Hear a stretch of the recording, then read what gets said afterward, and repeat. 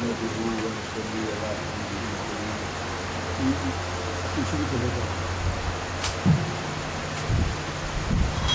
بعد اعوذ باللہ من الشیطان الرجیم بسم اللہ الرحمن الرحیم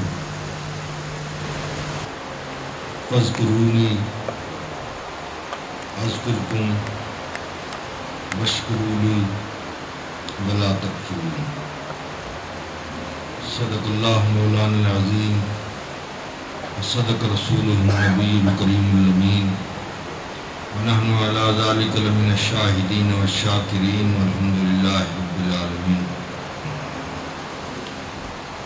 حمد محمود کہ در جملہ صور شد بانوار محمد جلوگر، صورت گرے ازل نے تیرے اعتبار پر ایک مشت خواب تھی جسے انسان بنا دیا۔ معزز حاضرین و سامعین، خواتین و حضرات، آج اس سال کے سالانہ درس کا دوسرا دن ہے۔ کچھ تاخیر ہوئی، اس میں آپ حضرات کے دیر سے پہنچنے کی بھی ایک وجہ ہے۔ آپ اگر جلدی تشریف لایا کریں تو پروگرام جلدی بھی شروع ہو سکتا ہے۔ اللہ تعالیٰ ہمارے اس وقت کو جو ہم اس کے اور اس کے رسول کا ذکر سننے اور سنانے میں مصروف ہیں، اللہ اس کو اپنی بارگاہ میں قبول فرمائے۔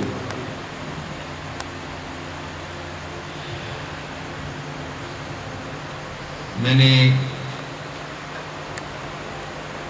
ایک آیہ مبارکہ تلاوت کی ہے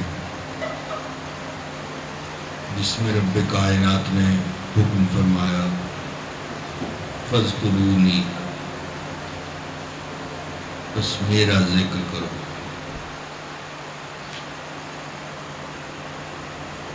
اگر فرمایا اذکرکم،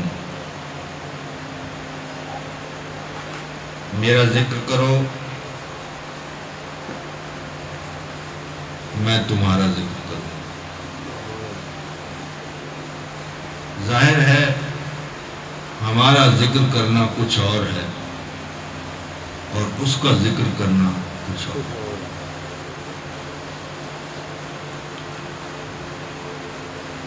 اور اللہ فرماتا ہے جو مجھے تنہائی میں یاد کرتا ہے میں اسے تنہائی میں یاد کرتا ہوں، جو مجھے کسی محفل میں یاد کرتا ہے میں اس سے بہتر محفل میں یاد کرتا ہوں۔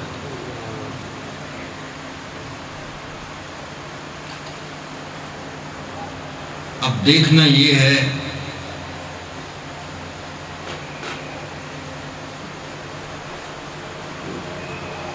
کہ وہ کیسے یاد کرتا ہے۔ ہم اس کو یاد کرتے ہیں، اس کے مختلف طریقے تو ہمارے سامنے ہیں۔ کسی نے تسبیح لے لی، اس نے کلمہ شریف پڑھا، کسی نے قرآن شریف کی تلاوت کی، کسی نے نوافل پڑھے، مختلف انداز ہیں اس کو یاد کرنے۔ لیکن اس نے فرمایا ہے کہ جو مجھے یاد کرتا ہے میں اس کو یاد کرتا ہوں، اس کے یاد کرنے کا طریقہ کیا ہے؟ اس کے یاد کرنے کا طریقہ یہ ہے کہ وہ اپنی مخلوق کی زبان پر اس کا ذکر جاری کر دیتا ہے۔ یہ اس کے یاد کرنے کا طریقہ۔ آج اگر کوئی دادا صاحب کو پکارتا ہے، کوئی بابا صاحب کو پکارتا ہے، کوئی غوث پاک کو پکارتا ہے، کوئی خواجہ غریب نواز کو پکارتا ہے، یہ کیوں پکارتا ہے؟ اس لیے کہ ان ہستیوں نے اس کا ذکر کیا ہے، اور پھر اس نے جو ذمہ داری لی ہے کہ میں تمہارا ذکر کروں گا، وہ ذکر اس طرح سے کرتا ہے کہ مخلوق خدا کی زبان پر ان کا ذکر جاری کر دیتا ہے۔ یہ ہستیاں وہ ہیں کہ ان کے ذکر میں آفاقیت ہے۔ بہت سے لوگ ہیں جو 11ویں شریف کی کوئی حقیقت کو نہیں سمجھتے، لیکن 11ویں شریف ضرور کرتے ہیں، پتہ نہیں ہے ان کو یہ کیا ہے، لیکن دودھ نہیں بیچتے وہ۔ یدی 11ویں شریف یہ پوچھا جائے 11ویں شریف کیا ہوتی ہے، وہ کہتے ہیں یہ تو پتہ نہیں ہے، لیکن ہم نے 11ویں کے موقع پہ دودھ نہیں بیچنا۔ یہ آفاقیت ہوتی ہے۔ یہ وجہ کیا ہوتی ہے کہ انہوں نے اللہ کا ذکر کیا، اور اللہ تعالیٰ نے ان کے ذکر کو مخلوق کے زبان پہ جاری کر دیا۔ یہ جو اہل ذکر لوگ ہیں، ان کے بارے میں رب کائنات نے قرآن مجید فرقان حمید میں ایک اور جگہ پہ فرمایا، فَاسْأَلُوا أَهْلَ الذِّكْرِ إِن كُنتُمْ لَا تَعْلَمُونَ۔ اصول یہ ہوتا ہے کہ اگر کسی بات کا علم نہ ہو تو کسی علم والے سے سوال کیا جاتا ہے۔ کسی بات کا اگر علم نہیں ہے، آپ چاہتے ہیں کہ اس کا مجھے علم ہو جائے، تو کسی علم والے کے پاس جانا ہوگا۔ لیکن اللہ تعالیٰ نے فرمایا فَاسْأَلُوا أَهْلَ الذِّكْرِ إِن كُنتُمْ لَا تَعْلَمُونَ۔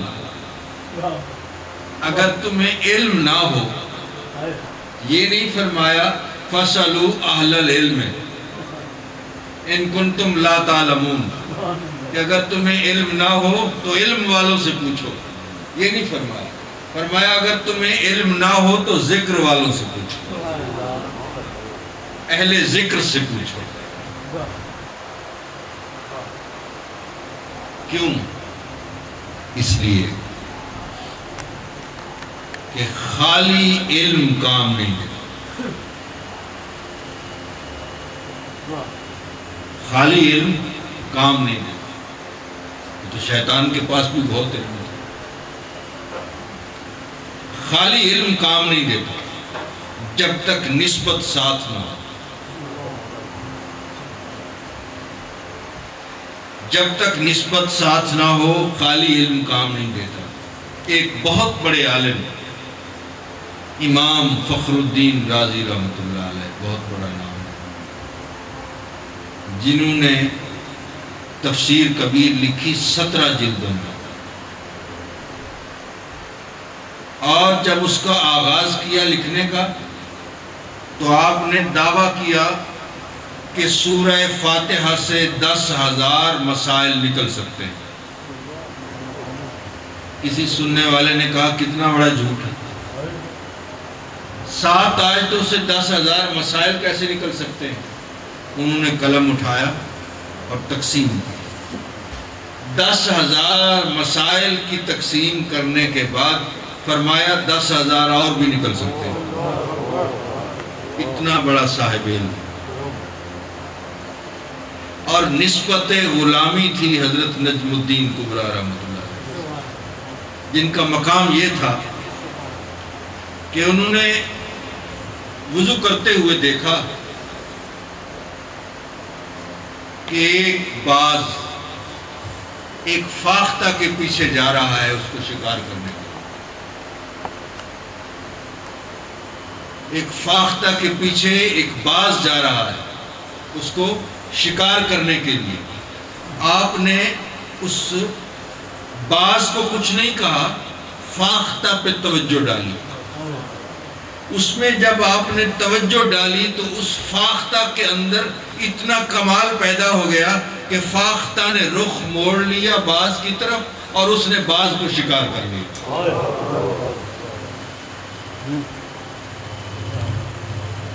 تواں شاہ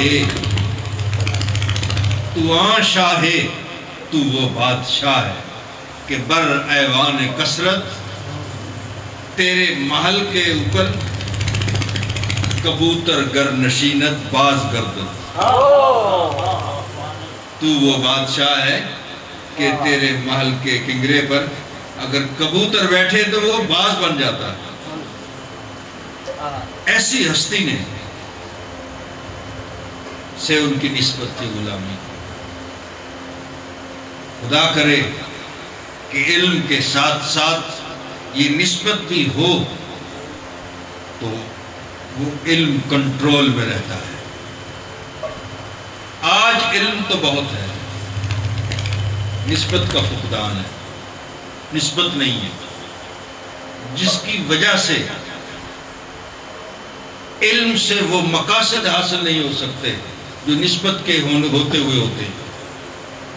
علامہ اقبال نے بڑی خوبصورت بات کی، انہوں نے کہا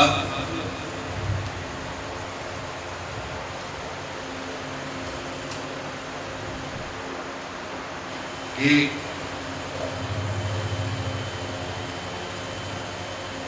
علم کے نیام سے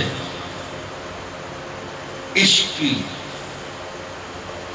تیغے جگردار چرا لی کس نے؟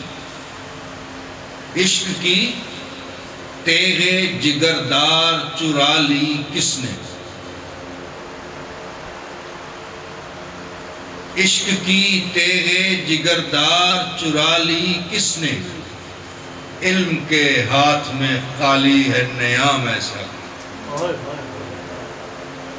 وہ جو ٹھیک ہوتا ہے، نیام ہوتا ہے جس میں تلوار رکھی ہوتی ہے۔ علم کا وہ نیام ہے جس کے اندر عشق کی تلوار جگردار ہوتی ہے۔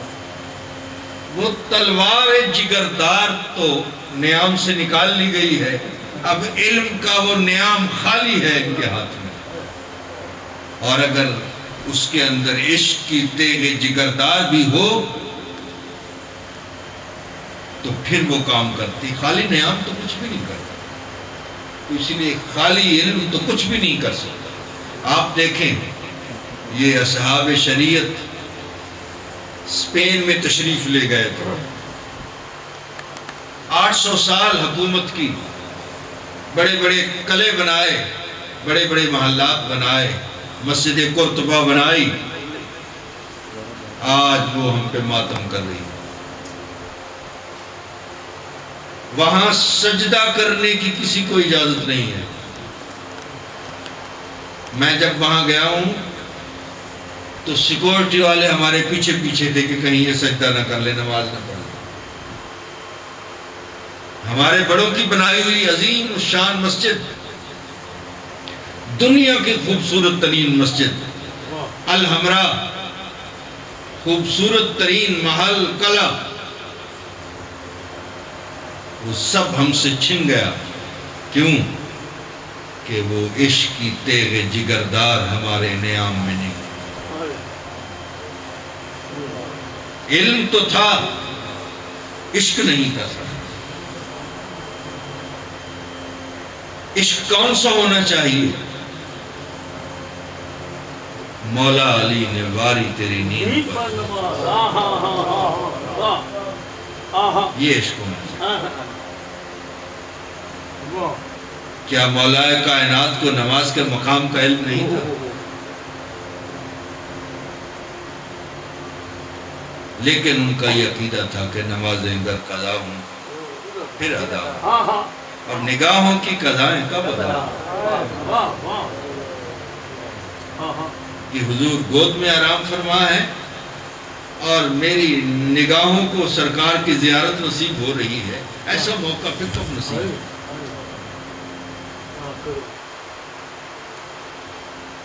تو فرمایا فَاسْأَلُوا أَهْلَ الذِّكْرِ، اہل ذکر سے سوال کرو، ان کنتم لا تعلمون، اگر تمہارے پاس علم نہ ہو، یہ نہیں فرمایا علم والوں سے پوچھو، فرمایا ذکر والوں سے پوچھو۔ اور یہ ذکر یہ یاد بڑا قیمتی سرمایہ ہے۔ عاشق کہتے ہیں کہ پاس لاچار کے اب اور تو کیا رکھا ہے، پاس لاچار کے اب اور تو کیا رکھا ہے، ایک تیری یاد کو سینے سے لگا رکھا ہے۔ میں ایک محفل میں کوٹ مٹن شریف بیٹھا ہوا تھا اور میرے بھائی صاحب بھی وہاں تشریف فرما تھے۔ ایک صاحب نے ان سے پوچھا، میرے بھائی صاحب سے جو مجھ سے بڑے، کہ آپ نے اپنے دادا جان کی زیارت کی؟ انہوں نے کہا میں نے زیارت تو کی ہے، مجھے یاد نہیں ہے۔ میں پاس بیٹھا ہوا تو میں نے کہا میں نے زیارت تو کی ہے، زیارت تو نہیں کی، یاد ضرور ہے۔ اصل تو یاد ہے، ایک تیری یاد کو سینے سے لگا رکھا ہے۔ تو رب کائنات نے فرمایا فَاسْأَلُوا أَهْلَ الذِّكْرِ، یا جو ذکر کرنے والے ہیں، جو یاد کرنے والے ہیں، ان سے پوچھو۔ صرف علم رکھنے والوں سے نہ پوچھو، جو یاد رکھنے والے ہیں ان سے پوچھو۔ ایسے ہی ایک علم رکھنے والے کی نسبت ایک ذکر والے سے تھی، حضرت امام فخر الدین رازی رحمۃ اللہ تعالیٰ علیہ کی نسبت حضرت نجم الدین کبریٰ رحمۃ اللہ تعالیٰ علیہ کے ساتھ تھی۔ اور امام فخر الدین رازی اتنے بڑے عالم تھے کہ خدا کے وجود پہ 360 دلیلیں تھیں کہ اللہ ہے، اللہ تعالیٰ کے ہونے پہ 360 دلیلیں تھیں۔ لیکن میں ان کی دلیلوں کو ایک طرف رکھ کے ایک عجیب ملامتی قسم کے شاعر عدم کا ایک شعر آپ کی نظر کرتا ہوں، جو خدا کے وجود پہ اس نے دلیل دی ہے کمال کا۔ وہ کہتے ہیں کہ آگہی میں ایک خلا موجود ہے، آگہی میں ایک خلا موجود ہے۔ آج آپ ریسرچ کرتے ہیں اور ایک نتیجے پہ پہنچتے ہیں کہ یہ چیز اس طرح ہے، وہ آخری بات نہیں ہے۔ وہ جو آگاہی آپ کو حاصل ہوئی ہے وہ آخری بات نہیں ہے، اس میں ایک خلا ہے جو کل نئی ریسرچ آئے گی، اس خلا کو پر کرے گی۔ کل ایک نئی ریسرچ آئے گی۔ آج ایک ریسرچ آئی کہ جی 8 گلاس پانی روزانہ پی، ہم نے سمجھا یہ آخری ہے۔ اگلے دن ایک نئی ریسرچ آئی، نہیں صرف پانی نہیں، وہ فروٹ استعمال کیے جائیں جن میں پانی ہوتا ہے، یہ نئی ریسرچ آ گئی۔ اب یہ آج تو اس کا پتہ نہیں تھا، یہ اگلے دن پتہ چلا ہے، پھر اس کے بعد اس سے اگلے دن ایک نئی ریسرچ ہوتی ہے۔ تو یہ ایک خلا کبھی پر نہیں ہوتا، آگہی کا آگے چلتا چلا جا رہا ہے، چلتا چلا جا رہا ہے۔ تو عدم کہتے ہیں آگہی میں ایک خلا موجود ہے، اس کا مطلب ہے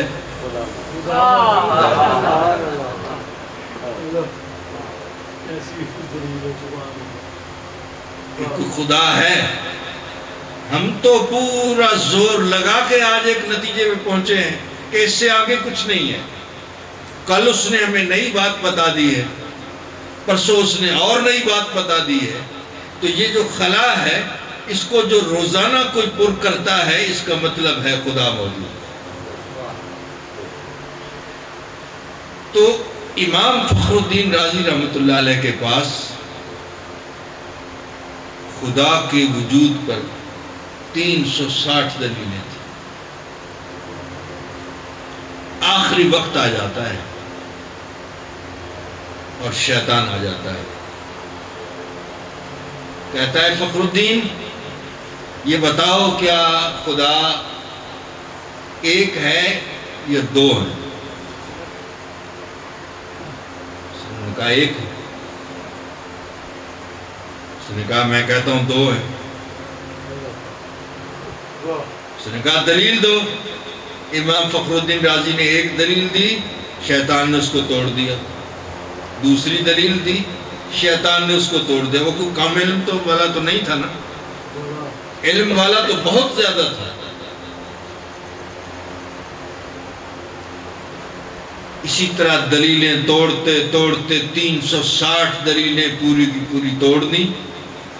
اب امام فخر الدین رازی کے پاس اس کے سوا کوئی چارہ نہیں تھا کہ آخری وقت پہ وہ یہ مان جاتے کہ خدا دو ہے. اس وقت شیخ کریم جو ہزاروں میلوں کے فاصلے پہ تھے، آپ نے توجہ فرمائی اور فرمایا فخر الدین تم اس کو کہہ دو میں خدا کو بغیر دلیل کے ایک مانتا ہوں. اب یہ ایسی دلیل تھی کہ اس کا جواب شیطان کے پاس بھی نہیں. تو عارف رومی نے پھر اس بات کو لکھا. انہوں نے کہا گر با استدلال کار دین بودے، اگر دین کا دار و مدار دلائل پہ ہوتا تو فخر رازی رازدار دین بودے.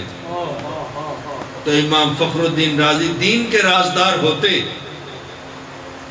دلائل پہ دین کا دار و مدار نہیں ہے. دین کا دار و مدار کس پر ہے؟ نسبت پر ہے. اب آپ دیکھیں سرکار دو عالم صلی اللہ علیہ وسلم مسجد میں 4 رکعت والی نماز ادا فرما رہے ہیں اور بیت المقدس کی طرف منہ کر کے نماز پڑھ رہے ہیں. 2 رکعت ادا فرماتے ہیں اور دل میں خیال آتا ہے کہ ہمارا قبلہ بیت المقدس کی بجائے قبلہ ابراہیمی ہوتا. اور اس خیال کے ساتھ رخ انور آسمان کی طرف اٹھایا. یہ ایک ادا تھی جو اللہ تعالیٰ کو بہت پسند آئی. تو اللہ تعالیٰ نے اسی وقت آیت نازل فرما دی کہ قد نرا تقلب وجہک فی السماء، محبوب ہم نے دیکھا ہے آپ اپنا چہرہ انور آسمان کی طرف متوجہ کر رہے ہیں. فرمایا فلنولینک قبلۃ ترضاھا، فرمایا محبوب ہم آپ کا قبلہ ضرور ضرور ضرور ادھر بدل دیں گے جدھر تیری مرضی ہو. ایک ہی نماز کی 2 رکعتیں بیت المقدس کی طرف پڑھی گئیں اور 2 رکعتیں قبلہ ابراہیمی کی طرف پڑھی گئیں. اب جو پیچھے صحابہ کرام تھے وہ دلیل کے محتاج نہیں تھے، وہ صاحبان عشق تھے. انہوں نے یہ نہیں سوچا کہ ابھی 2 رکعتیں ادھر پڑھی جا رہی ہیں اور پھر منہ ادھر کیا جا رہا ہے، ہم پہلے اس کی وجہ سمجھیں، ہمیں کوئی دلیل دی جائے ایسا کیوں کیا جا رہا ہے اور پھر ہم رخ ادھر پھیریں. نہیں، وہ دلیل والے لوگ نہیں تھے، وہ عشق والے لوگ تھے. انہوں نے کہا ہم نہ بیت المقدس کو جانتے ہیں نہ قبلہ ابراہیمی کو جانتے ہیں، ہم تو صرف رخ مصطفیٰ کو جانتے ہیں. جس طرف سرکار کا چہرہ انور ہو گیا ہم تو ادھر ہی منہ کریں گے. ہم تو نہ کعبے کو جانتے ہیں نہ بیت المقدس کو جانتے ہیں. تو حضرات یہ بات دلائل پہ نہیں ختم ہوتی تھی، یہ بات تو عشق پہ ہوتی ہے. بات عشق کی ہوتی ہے، بات دلائل کی نہیں ہوتی. اور عشق کس کو کہتے ہیں؟ عاشقی چیز. عاشقی کیا ہے؟ اگر کوئی پوچھے کیا ہے عاشقی چیز بگو تو اس کو تم جواب دو کیا؟ بندہ جانا بودن، محبوب کا بندہ بن جانا اور جان بدستے دیگرے دادن و حیران بودن. اپنی جان اس کے حوالے کر کے حیران ہو کہ اب جیسے تیری مرضی چاہے جان اس کے حوالے کر دے. تو بیعت کا مطلب یہی ہوتا ہے، بک جانا. جب کوئی بک جاتا ہے، ایک بزرگ نے ایک غلام کو خرید کرنے کے بعد اس سے پوچھا تمہارا نام کیا ہے؟ اس نے کہا جی آپ جو رکھ لیں. آپ نے پوچھا کھاؤ گے کیا؟ اس نے کہا جو آپ دیں گے. پہنو گے کیا؟ اس نے کہا جو آپ پہنائیں گے. کام کیا کرو گے؟ اس نے کہا جی جو آپ کہیں گے. آپ کی آنکھوں سے آنسو نکل پڑے گے. آپ نے فرمایا کاش کہ ایسا ہی تعلق اگر بندے کا اس ذات کے ساتھ ہو جائے کہ اپنے آپ کو اس کے حوالے اس طرح سے کر دے تو وہ کیا مقام حاصل کر لے گا؟ تو وہ اصل عشق کیا ہے کہ میں گڈی ہاتھ ڈور سجن دے اڈا جی میں اڑا. تو یہ مقام عشق جب تک نہ ہو منزل حاصل نہیں.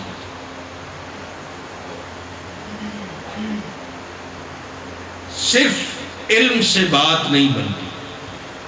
میں عرض یہ کرنا چاہ رہا ہوں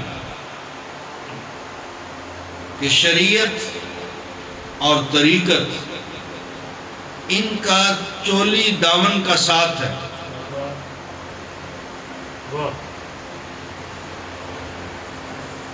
شریعت بنیاد ہے، یہیں سے کام شروع ہوتا ہے. آپ یہ دیکھیں کہ اگر آپ کو گھی کی ضرورت ہے تو اس کے لیے پہلے دودھ کا ہونا ضروری ہے. دودھ کے بغیر آپ گھی نہیں حاصل کر سکتے. پھر اس کو دودھ کو اگر آپ زیادہ دیر رکھ دیں تو دودھ بگڑ جاتا ہے. پھر اس کو جاگ لگانے کی ضرورت ہے. جب تک آپ جاگ نہیں لگائیں گے دودھ محفوظ نہیں ہو.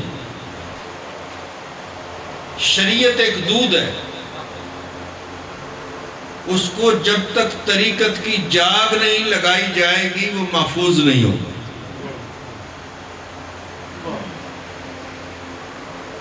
اولیاء کرام نے شریعت پہ پہلے عمل کیا اور پھر اس کو طریقت کے جاگ لگایا اور پھر اس میں شیخ کامل نے مدھانی ڈال دی اور خوب بلویا. بلونے کے بعد پھر معرفت کا مکھن نکلا اور معرفت کے مکھن سے جب لسی کی آلائش کو الگ کر لیا گرم کر کے پھر جا کے حقیقت کا گھی نکلا. تو ہم نے گھی کو حاصل کرنا ہے، اس کے لیے شریعت، طریقت، معرفت، حقیقت، یہ منازل جو طے ہوتے ہیں تو اس کی ابتدا شریعت سے ہوتی ہے. ان اولیاء کرام نے سب سے پہلے شریعت پہ عمل کیا، مگر جس طرح علامہ اقبال کہتے ہیں کہ گزر جا عقل سے آگے کہ یہ نور، گزر جا عقل سے آگے کہ یہ نور چراغ راہ ہے منزل نہیں ہے. یہ شریعت راستے کا چراغ ہے. آپ منزل پہ جانا چاہتے ہیں، شریعت کا چراغ اگر آپ کے ساتھ ہوگا راستے میں روشنی ہوگی پھر جا کے آپ منزل کو حاصل کریں گے. اگر یہ نہ ہوگا تو راستے میں آپ کے لیے اندھیرا ہوگا. لیکن بعض لوگوں نے اسی چراغ کو منزل سمجھ لیا ہے. منزل یہ نہیں ہے، یہ چراغ راہ ہے، منزل بہت دور ہے. اور وہ کیسے حاصل ہوتی ہے؟ جیسے میں نے رات عرض کیا تھا کہ پردہ ہستی موہوم اٹھا دو پہلے، پھر جہاں چاہو وہیں یار کو دیکھا کرنا. اپنے ہونے کا جو تمہیں وہم ہو گیا ہے، اپنی ہستی کا جو تمہیں وہم ہو گیا ہے، اس کو پہلے اٹھا لو اور پھر جہاں چاہو وہیں یار کو دیکھا کرنا.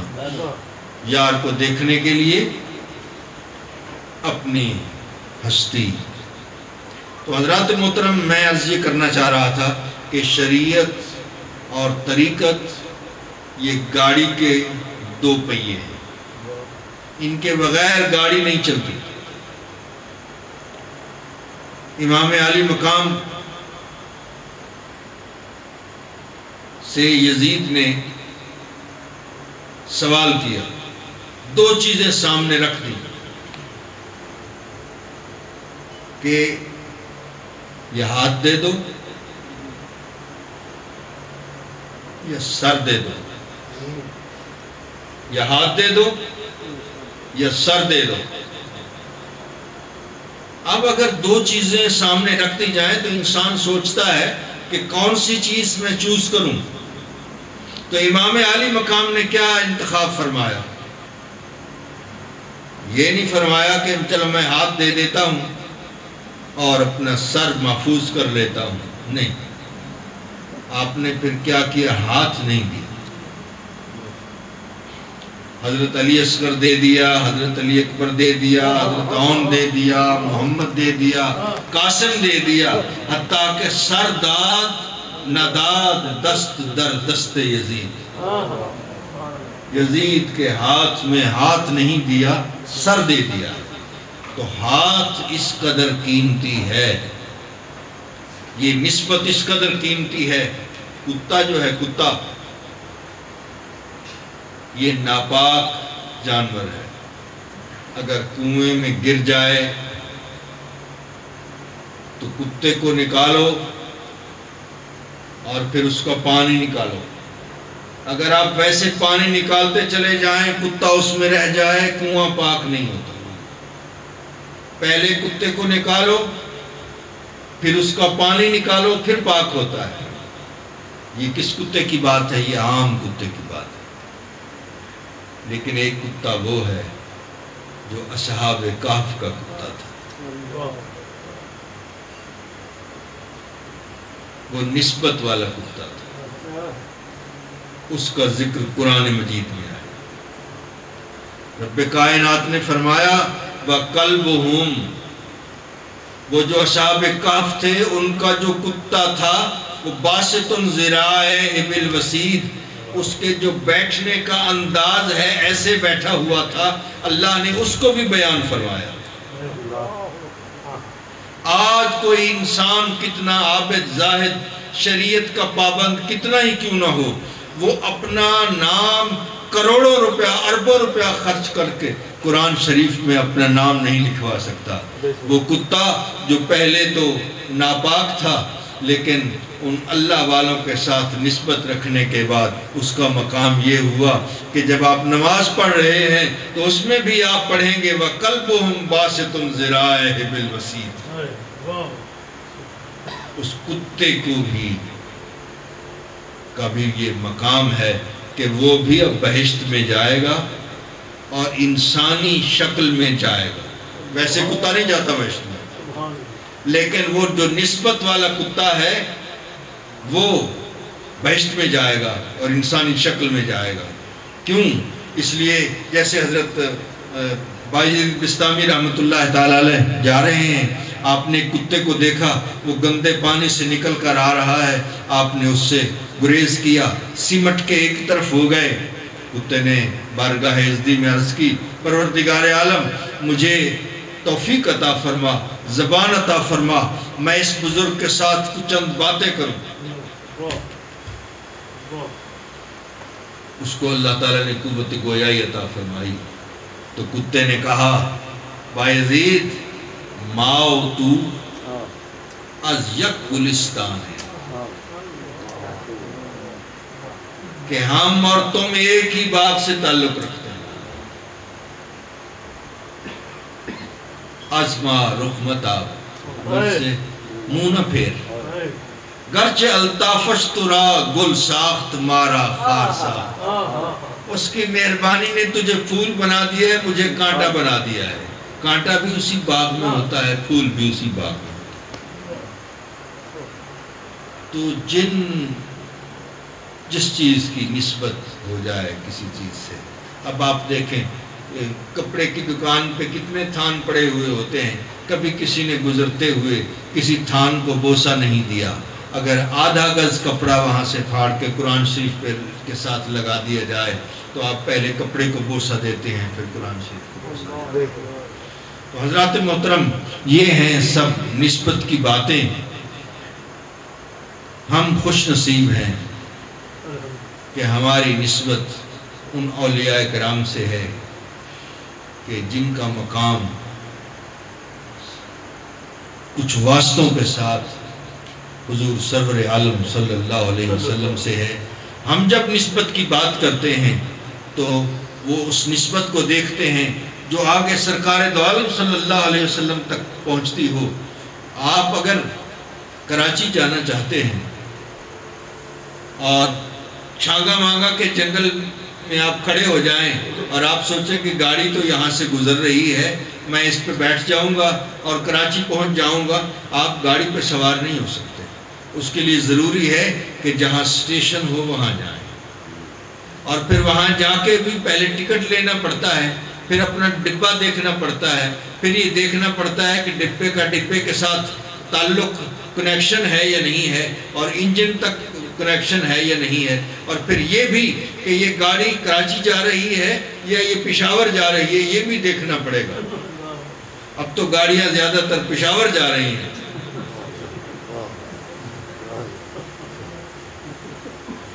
تو حضرات محترم، آپ کو منزل تک پہنچنے کے لیے کسی آستانے کے اسٹیشن پہ جانا پڑتا ہے، اور وہاں پھر بیعت کا ٹکٹ لینا پڑتا ہے، اور پھر اپنی گاڑی کو پہچان کر، چشتی گاڑی ہے، نقشبندی ہے، سہروردی ہے، قادری ہے، اس گاڑی پہ بیٹھیں، لیکن یہ دیکھیں کہ ڈبے کا ڈبے کے ساتھ تعلق ہوتا ہوا انجن تک ہے یا نہیں ہے، اور پھر اس کے رخ کو دیکھیں۔ ایسا نہ ہو کہ وہ مدینہ شریف کی بجائے کسی اور طرف اس کا رخ ہو، ایسی گاڑی پہ نہ بیٹھیں، اس گاڑی پہ بیٹھیں جو مدینہ عالیہ کی طرف جا رہی ہو۔ جب یہ نسبت ہمیں حاصل ہوگی، پھر منزل مقصود حاصل ہوگی۔ اس کے بغیر صرف شریعت پر عمل کرنے سے منزل مقصود حاصل نہیں ہوتی۔ بہت سے لوگ پھسل جاتے ہیں، اس میں بڑی سلپری ہوتی ہے، صرف شریعت پر عمل کرنے سے بڑی پھسلن ہے۔ بہت سے لوگ شالا بول سلامت نے میں راہ وچ لڑدن چور، بہت سے چور راستے میں لڑتے ہیں۔ اللہ تعالیٰ ان اولیاء کرام کے طفیل ہماری حفاظت فرمائے اور ہمیں راہ راست پر چلنے کی توفیق عطا فرمائے۔ وآخر دعوانا ان الحمدللہ رب العالمین۔ اللہم صلی علی سیدنا ربنا تقبل منا انک انت السمیع العلیم وتب علینا انک انت التواب الرحیم۔ صلی اللہ تعالی